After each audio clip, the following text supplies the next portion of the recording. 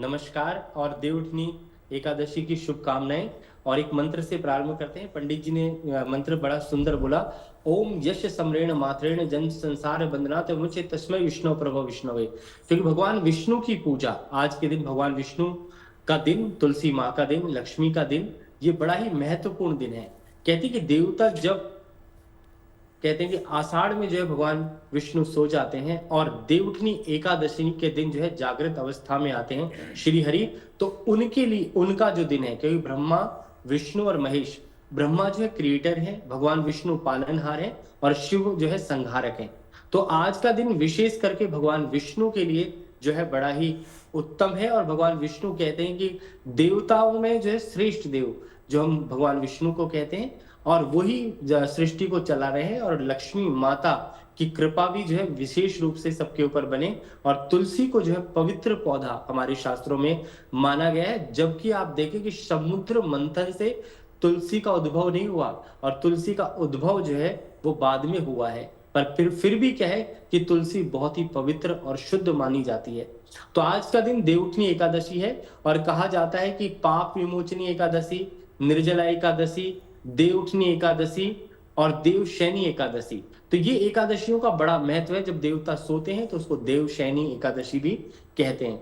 आपने बड़ा ही उत्तम प्रश्न किया कि कब जो है पूजा पाठ में क्या करना चाहिए, क्योंकि इसमें पूजा पाठ में जो है आपको पूर्ण व्रत रखना चाहिए।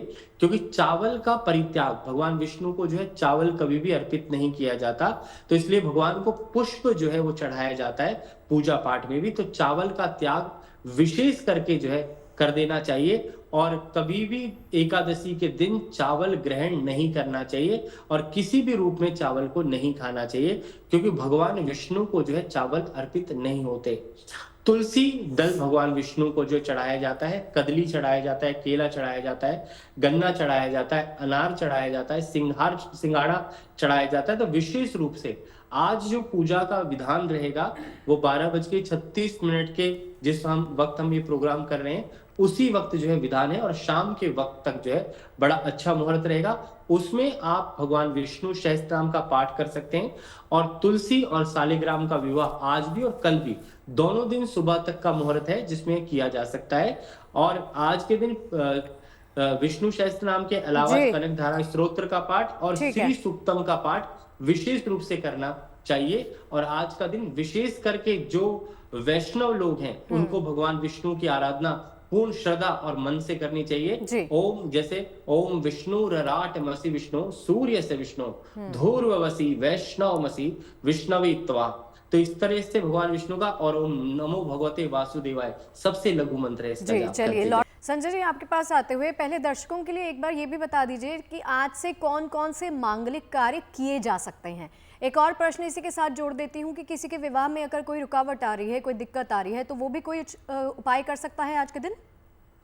जी, बहुत सुंदर प्रश्न किया है आपने।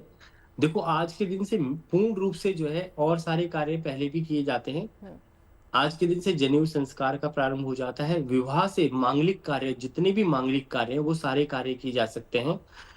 विवाह के अलावा जो है आप गृह प्रवेश कर सकते हैं। कहते हैं कि जो भी हमारे संस्कार हैं 16, वो सब के सब, जब देव कहते हैं जब देव जागृत हो गए तो उसमें सारे संस्कारों का विधान जो है पूर्ण माना जाता है।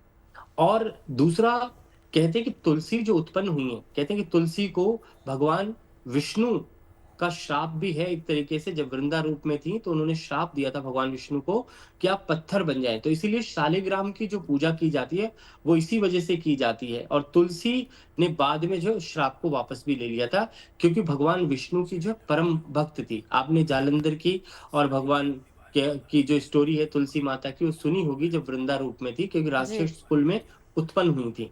तो इस कारण से जो है, क्योंकि तुलसी जो है सबसे पवित्र है, भगवान विष्णु ने तुलसी को आशीर्वाद भी दिया हुआ है कि जब मेरी पूजा होगी उसमें तुलसी दल जो है जरूर ही चढ़ाया जाएगा।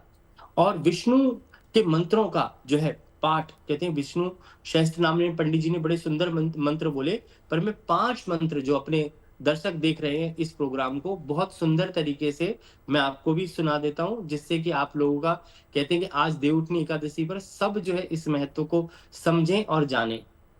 ओम किमेकं देवन्तं लोके किं व्यापकें प्राणिनं स्तुवन्तं कमलचन्तं प्राप्नोति शुभम को धर्मा सर्वधर्माणां भवता परमो मता किम जपन मुच्यते जन्म संसार बंधनात्, कि सारी सभी लोग जो है संसार रूपी सागर से बंधन से मुक्त हो जाएं।